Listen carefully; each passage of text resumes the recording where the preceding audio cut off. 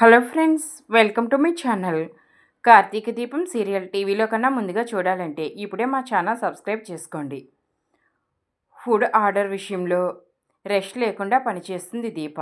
దాంతో తల తిరగడంతో అక్కడే కూర్చుండిపోతుంది. వెంటనే కార్తీక్ వెళ్ళి సాల్ట్ వాటర్ తీసుకొస్తాడు. దీపకు ఆరోగ్యం బాగోలేదని ఇంటికి వెళ్ళి రెస్ట్ తీసుకోమంటాడు కార్తీక్. ఫుడ్ ఆర్డర్కు సంబంధించిన పనులన్నీ నేను చూసుకుంటాను. దీపగారితో పాటు మీరు కూడా ఇంటికి వెళ్ళండి కార్తీక్ గారు అని సూరజ్ అంటాడు. ఇక వెంటనే జ్యోత్స్న నాకు డ్రైవర్గా నువ్వు ఉంటావా అని అడుగుతుంది. దీపకు హెల్త్ బాగోకపోతే చైర్మన్ గారికి చెప్పాలి, ఏదో ఒకటి అరేంజ్ చేస్తారు అని జ్యోత్స్న అంటుంది. అవసరం లేదు, డ్రైవర్స్ కూడా ఎమర్జెన్సీ లీవ్ పెట్టొచ్చు. నా భార్యకు హెల్త్ బాగాలేదు, వెళ్తున్నా అంటూ దీపను తీసుకుని కార్తీక్ కోపంగా అక్కడి నుంచి వెళ్ళిపోతాడు. పొగరు అని తిట్టుకుంటుంది జ్యోత్స్న. సూరజ్ అయితే ఆత్మగౌరవం, ఈ రెండింటికి తేడా నీకు తెలియదు కదా అంటూ వెళ్ళిపోతాడు సూరజ్. నా ప్లాన్ కరెక్ట్గా వర్కౌట్ అయ్యుంటే మీ అందరికీ ఇలా మాట్లాడే అవకాశం ఉండేది కాదు కదా అని అనుకుంటుంది. మీ అందరినీ వదిలేశాను అనుకోకండి, జస్ట్ గ్యాప్ ఇచ్చాను అంతే. ఈ గ్యాప్లో మీరు ఎంజాయ్ చేయండి. తర్వాత చాలా పెద్ద ప్లాన్ ఉంది. ఒకరినొకరు ఓదార్చుకోవడానికి ప్రిపేర్ అవ్వండి అని అనుకుంటుంది తన మనసులో జ్యోత్స్న. ఆఫీసులో సూరజ్, జ్యోత్స్న ఇద్దరూ వర్క్ చేసుకుంటూ ఉంటారు. జ్యోత్స్న పదే పదే సూరజ్ వైపు చూస్తూ ఉంటుంది. నన్ను చూస్తే కడుపు నిండదు, ఏదైనా తింటే నిండుతుంది అని అంటాడు సూరజ్. నాకు తెలుసు, నేను ఆర్డర్ చేసుకుంటాను అని అంటుంది జ్యోత్స్న. అప్పుడే వచ్చిన శివనారాయణను చూసి లేచి నిలబడడానికి ట్రై చేస్తాడు సూరజ్. ఇలాంటి టైంలో మర్యాద అవసరం లేదు, కూర్చొని మాట్లాడొచ్చు. లంచ్ టైంలో వర్క్ చేస్తున్నారేంటి, భోజనానికి రండి అని అడుగుతాడు శివనారాయణ. నేను మన రెస్టారెంట్ నుంచి భోజనం ఆర్డర్ చేసుకుని తిన్నాను సార్ అని అంటాడు సూరజ్. జ్యోత్స్న, నువ్వు లంచ్ టైంలో క్యారేజీ వద్దన్నావంట కదా, ఇంటికి వెళ్తావా అని అడుగుతాడు శివనారాయణ. అప్పుడే జ్యోత్స్నకు ఆర్డర్ వచ్చిందని తీసుకొస్తాడు ఆఫీస్ బాయ్ నాని. నేనేం ఆర్డర్ చేయలేదు, గ్రాని చేసిందేమో అని అంటుంది జ్యోత్స్న. సారీ సార్, ఆ పిజ్జా నేను ఆర్డర్ చేశాను, మన రెస్టారెంట్ నుంచి ఆర్డర్ చేశాను. సారీ, జ్యోత్స్న రెస్టారెంట్ నుంచి ఆర్డర్ చేశాను అని అంటాడు సూరజ్. ఆర్డర్ చేయమని నేను చెప్పానా అని అంటుంది జ్యోత్స్న కోపంగా.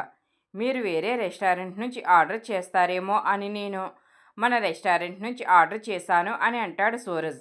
అంటే నేను ఎక్కడ తినాలి అనేది నువ్వు ఎలా డిసైడ్ చేస్తావు అంటుంది జ్యోత్స్న. మన రెస్టారెంట్ ఫుడ్ మనమే తినకపోతే క్వాలిటీ ఎలా తెలుస్తుంది, మనం తింటేనే కదా దాంట్లో లోపాలు తెలిసేది అని అంటాడు Suraj. You are right Suraj, customer ఎలా ఫీల్ అవుతున్నాడో తెలియాలి అంటే ముందు ఆ ఫుడ్ మనం టేస్ట్ చేయాలి. గుడ్ జాబ్ సూరజ్ అని అంటాడు శివనారాయణ.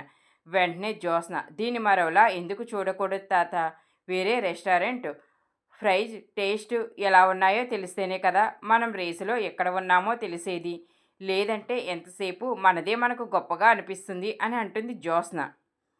ఇది నిజమే, ఇద్దరు చెప్పిందే నిజమే. మనం ఎదగాలి అంటే మనమేమిటో మనకు తెలియాలి, మనతో పాటు పోటీ పడే వాళ్ళ బలం కూడా తెలుసుకోవాలి అని అంటాడు శివనారాయణ. దెబ్బ కొట్టడం నీకే కాదురా, నాకు తెలుసు అని మనసులో అనుకుంటుంది జ్యోత్స్న. మీరంటే ఇక్కడే ఉన్నారు, మరి దీప, కార్తీక్ ఎక్కడ ఉన్నారు అని అడుగుతాడు శివనారాయణ. వెళ్ళిపోయారు సార్, దీపగారికి కడుపులో నొప్పిగా ఉందంటే వెళ్ళిపోయారు అని అంటాడు సూరజ్. ఆర్డర్ వ్యవహారాల గురించి శివనారాయణ అడుగుతాడు. నేను చూసుకుంటాను సార్ అని సూరజ్ చెప్తాడు. జాగ్రత్త, కస్టమర్ నమ్మకమే మన పెట్టుబడి, అది పోగొట్టుకోవద్దని.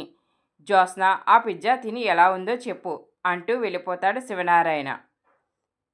రే, ఎవడ్రా నిన్ను పిజ్జా ఆర్డర్ చేయమంది అంటూ జ్యోత్స్న అరుస్తుంది కోపంగా. హలో, స్టాఫ్ అంతా లంచ్కు వెళ్ళారని అరవకు, ఆ పిజ్జా నీకోసమే ఆర్డర్ చేశాను, ముందు తిను అని అంటాడు సూరజ్.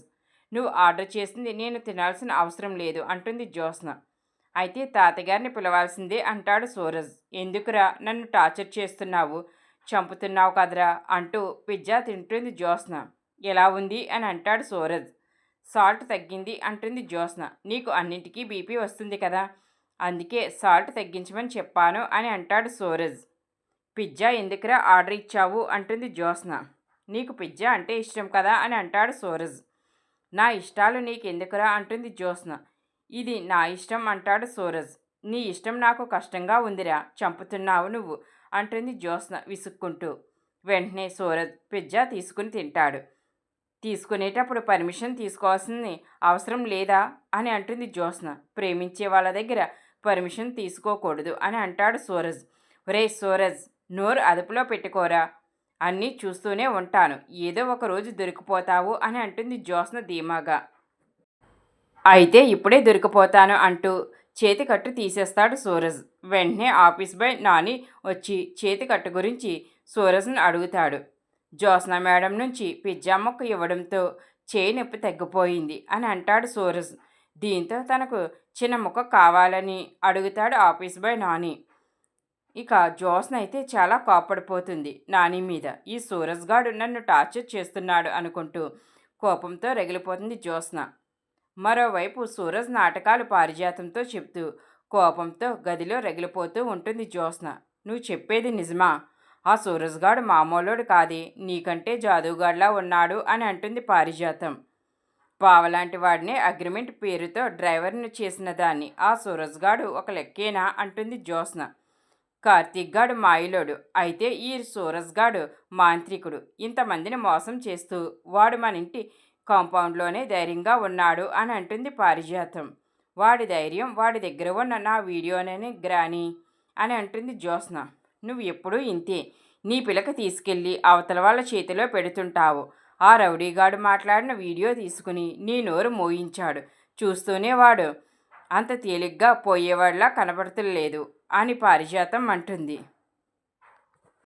ఐ లవ్ యూ అని రాయడాలు, అక్షరాలు మాయం కావడాలు, నువ్వంటే ఇష్టం అండాలు చూస్తుంటే వాడి ప్లాన్ వేరేలా ఉన్నట్లు ఉంది అంటూ అనుమానిస్తుంది పారిజాతం. దీంట్లో అంత చించుకోకు, ఆలోచించాల్సిన అవసరం లేదు గ్రాని. వాడు బ్రతకడానికి ఏదైనా చేస్తాడు. వాడి గురించి నాకు తెలిసిపోయింది కాబట్టి నా దగ్గర తింగరవేషాలు వేస్తే నేనే చిరాకుపడి దూరంగా ఉంటానని వాడికి తెలుసు అని అంటుంది జ్యోత్స్న. అయితే వాడి ఫ్యూచర్ ప్లాన్ ఏంటో చెప్పు అంటుంది పారిజాతం. ఏముంది, తాత పేరు చెప్పుకుని ఏ రెస్టారెంటో పెట్టుకుంటాడు అని అంటుంది జ్యోత్స్న. లేదు లేదు, వాడి బుద్ధి అలాంటిదే కాదు. అలా అయితే మీ తాత 10 లక్షలు ఇచ్చినప్పుడే తీసుకుని పోయేవాడు. వాడు మాత్రం ఊరికే రాలేదు. నీతో గొడవ, దీపతో స్నేహం, నీలాంటి పిల్లం కావాలని అనడం, ఇవన్నీ చూస్తుంటే దీప కార్తీక్ కలిసి మనకేదో పెద్ద గొయ్యి తీశారు అనిపిస్తుంది. పడిపోయిన తర్వాత ఆలోచించడం కంటే ముందు జాగ్రత్త పడడం మంచిది అని అంటుంది పారిజాతం. మరేం చేయమంటావు అని అంటుంది జ్యోత్స్న. వాడిని నీ దారిలోకి తెచ్చుకో అని అంటుంది పారిజాతం. చీ, వాడినా నా దారిలోకి తెచ్చుకోవడం ఏంటి అంటూ జ్యోత్స్న అయితే చిరాకు పడుతుంది. చెప్పేది వినవే, దీప కార్తీకులను దెబ్బ కొట్టాలంటే ఆ సూరజ్గాడు మన వైపు ఉండాలి. మన పని అయిపోయిన తర్వాత వాడిని ఏదొకటి చేద్దాం అని అంటుంది పారిజాతం. సూరజ్కు నాకు పడదు గ్రాని అంటుంది జ్యోత్స్న. ఆ వైరాలాంటి వాడినే బోల్తా కొట్టించావు. ఈ సూరజ్గాడి విషయంలో అది వర్కౌట్ అవుతుందేమో చూడు. ఆ సూరజ్గాడు మన చేతులు కలిపేలా చెయ్యి, మన మాట వినేలా చెయ్యి అని అంటుంది పారిజాతం. వాడు ఎప్పుడు ఎలా మాట్లాడతాడో తెలీదు అని అంటుంది జ్యోత్స్న. అలాంటోడే మనకు కావాలి. ముందు నీ ఫోన్ లాక్ తీవే అంటూ ఫోన్ జ్యోత్స్నకి ఇస్తుంది పారిజాతం. వెంటనే ఫోన్ లాక్ తీస్తుంది జ్యోత్స్న. పారిజాతం వెంటనే సూరజ్కు ఫోన్ చేస్తుంది. దీంతో జ్యోత్స్న ఫోన్ లాక్కుంటుంది. సూరజ్ జ్యోత్స్నకు కాల్ బ్యాక్ చేస్తాడు. ఫోన్ లిఫ్ట్ చేయకపోతే ఇంట్లోకి వస్తాడు అంటుంది జ్యోత్స్న. మాట్లాడవే అంటుంది పారిజాతం. దీంతో కాల్ లిఫ్ట్ చేసి రాంగ్ డైల్ అంటుంది జ్యోత్స్న. అయితే సారీ చెప్పు అంటాడు సూరజ్. జ్యోత్స్న చాలా షాక్ అవుతుంది. నీ మిస్డ్ కాల్ వల్ల నా నిద్ర డిస్టర్బ్ అయ్యింది అని అంటాడు సూరజ్. నేను చేయలేదు, మా గ్రాని చేసింది అంటుంది జ్యోత్స్న. అదంతా నాకు తెలీదు, నా నిద్ర డిస్టర్బ్ అయ్యింది. నువ్వు వచ్చి సారీ చెబితేనే పడుకుంటాను. రాకపోతే పెద్దాయనకు కాల్ చేసి జరిగిందంతా చెబుతాను. పెద్దాయనకు వీడియో పంపించమంటావా, లేదంటే వచ్చి సారీ చెబుతావా? నీకు 5 minutes టైం ఇస్తున్నాను. వచ్చి సారీ చెప్పకపోతే నేనే అక్కడికి వస్తాను. అందరి నిద్ర డిస్టర్బ్ చేసి వీడియో చూపించి నష్టపరిహారం కావాలి అని అంటాను అని సూరజ్ అంటాడు. నువ్వు చాలా ఎక్కువ చేస్తున్నావురా అంటుంది జ్యోత్స్న. ఎంత కావాలో అంతే తీసుకో బేబీ. అలాగే వచ్చేటప్పుడు పాలు తీసుకునిరా. పాలు కాచి దాంట్లో కాస్త పసుపు వేసి తీసుకురా. వేడి పాలు తాగితే హాయిగా నిద్ర పడుతుందంట. 5 minutesలో రాలేదు అనుకో, 6వ నిమిషంలో నేనే అక్కడ ఉంటాను అని ఫోన్ కట్ చేస్తాడు సూరజ్. ఏమంటున్నాడే అంటుంది పారిజాతం. మిస్డ్ కాల్ ఇచ్చి నేనే వాడి నిద్ర డిస్టర్బ్ చేశానంట. పసుపు పాలు తీసుకొచ్చి ఇవ్వాలంట. వాటిని తాగి వాడు హాయిగా నిద్రపోతాడంట. దాంతోపాటు సారీ కూడా డిమాండ్ లిస్ట్లో ఉంది అని చెబుతుంది జ్యోత్స్న. అయితే వెళ్ళు, వాడితో బేరం మాట్లాడు. 10 లక్షలు అంటే వద్దన్నవాడు 1,00,00,000 రూపాయలంటే ఆశపడొచ్చు కదా అని అంటుంది పారిజాతం. వాడి కాళ్ళ దగ్గరకు వెళ్లాల్సిన అవసరం నాకు లేదు. వాడు ఏం చేసుకుంటాడో చేసుకొని, నేను మాత్రం వెళ్ళను అంటూ అరుస్తుంది. ఇక తప్పేది లేక చేతిలో పాల గ్లాస్ పట్టుకుని సూరజ్ గది బయట నుంచుంటుంది జ్యోత్స్న. పాల గ్లాస్ తీసుకుని లోపలికి వెళ్తుంది జ్యోత్స్న. నువ్వు వస్తావని నాకు తెలుసు బేబీ, పసుపు వేసినట్లు ఉన్నావు అంటూ పాల గ్లాస్ తీసుకుంటాడు సూరజ్. దీంతో జ్యోత్స్న అక్కడే కూర్చుంటుంది. పంచదార కూడా వేశాను, తాగి హాయిగా పడుకో అంటుంది జ్యోత్స్న. మరి సారీ అంటాడు సూరజ్. సారీ లేదు, పూరీ లేదు, చెప్పేది విను. నువ్వు ఫెయిర్ కాదని నాకు తెలుసు, నేను ఫెయిర్ కాదని నాకు తెలుసు. నీ మీద కోపంతో నేను కొన్ని తప్పులు చేశాను. నా మీద కోపంతో నువ్వు దీప పార్టీలో చేరిపోయావు. మనమిద్దరం ఇలా ఉత్తర దక్షిణ ధృవాల్లా విడిపోయి పగలు సాధించే పనిలో పడిపోయి ఉంటే ఈ గ్యాప్లో ఈ కాంపిటీషన్ పూర్తవుతుంది. దీప విన్నర్ అవుతుంది, తర్వాత సీఈఓ అవుతుంది. దీపకు నీ అవసరం ఉండదు కాబట్టి మళ్ళీ నీ బతుకు రోడ్డు మీదకు పోయి జ్యూసులు అమ్ముకోవడమే. దీనివల్ల నీకు ఉపయోగం ఉండదు, నాకు యూజ్ ఉండదు అని అంటుంది జ్యోత్స్న.